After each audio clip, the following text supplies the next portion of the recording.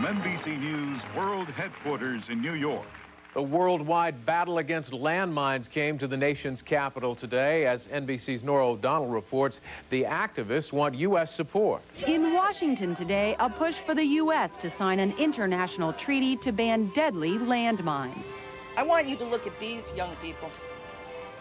These are the young people, the future generations of activists who understand that you work toward peace every single day. All it takes is one false step in a minefield.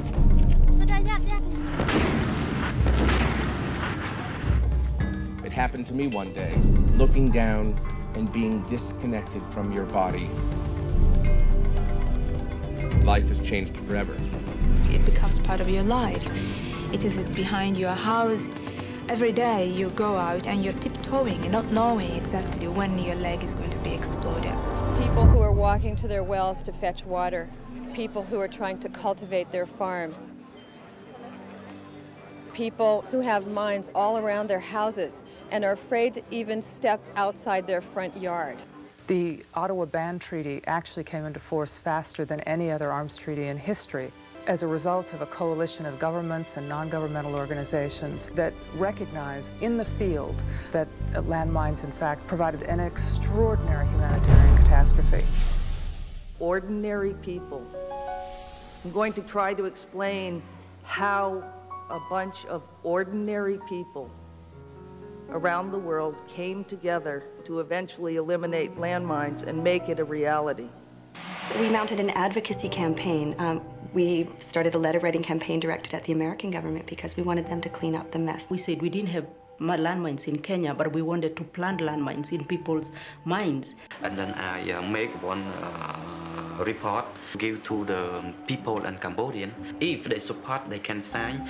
And after that, we collect more than millions signatures. Certainly, Princess Diana brought a different element to the campaign, to the movement. She recognized that the media followed her everywhere, that she could take them with her into the minefields.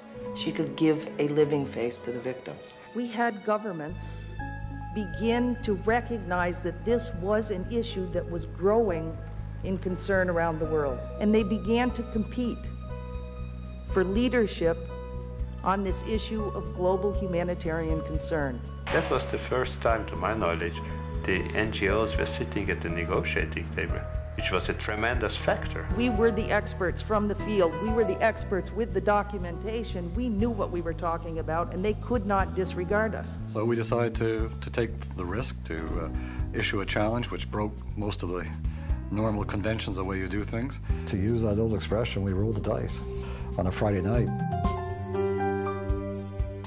They said, not only are we going to do this, we're going to do it in open, complete partnership with the International Campaign to Ban Landmines, and they're going to be inside the negotiations.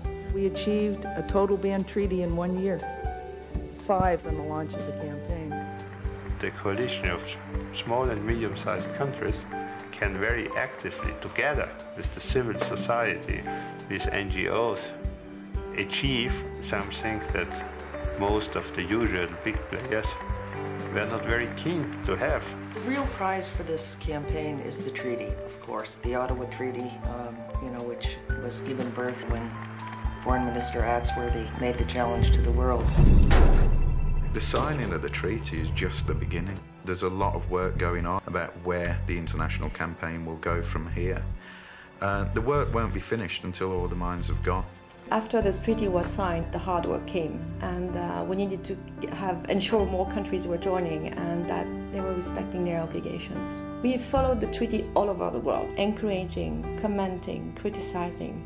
We set up the Landmine Monitor, the worldwide research network, to check on progress states were making. We've been to many places: Colombia, Kenya, Jordan, Cambodia, the United Nations, in Switzerland, in New York, to Mozambique, Nicaragua, Thailand, and in many other places. Congratulations to all of us, because we are still here and still working to make the mine ban a reality in the poorest countries.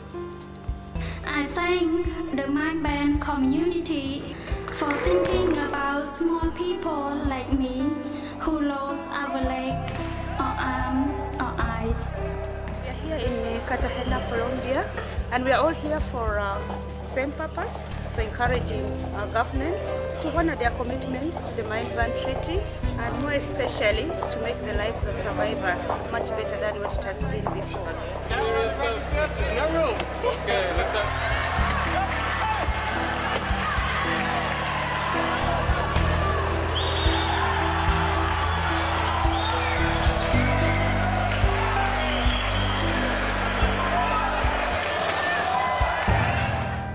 When the campaign started in 1992, more than 20,000 people were being killed or maimed by landmines worldwide every year. Now it's just over 4,000 people, a huge drop, but it's still every day someone, somewhere fall victims to these indiscriminate weapons. Around 20 countries have been declared mine-free, one for every year of the campaign. We will not stop until there is not one more new victim, not one more mine ever laid.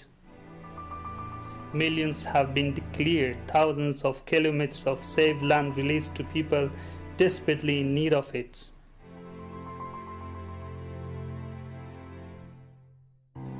More than 45 million stockpile landmines have been destroyed thanks to the Mine Ban Treaty.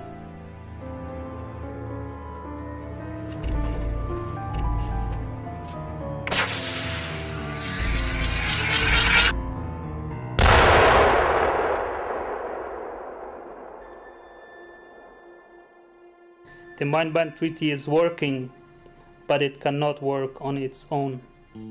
Our members around the world have been campaigning tirelessly, and now, 20 years on, we've got 80% of the world on board, and mines are becoming a relic of the past. Join the world. Join that great voice that shouts, "No more landmines." Lend your leg. Presta tu pierna. قصادي شوية نوجو. So move your cow land. لا نريد ألغاء من بعد. Lend your leg. Remangate. Join us. The ICBL is a fully grown campaign of ordinary people in some 100 countries around the world that do extraordinary work of pushing for a mind-free world, bit by bit, every day. We are closer than ever before, and we won't stop until we reach our goal. Not one more. We are challenging all of you today to stay and finish the job of getting the world rid of landmines, once and for all, in years, not decades to come.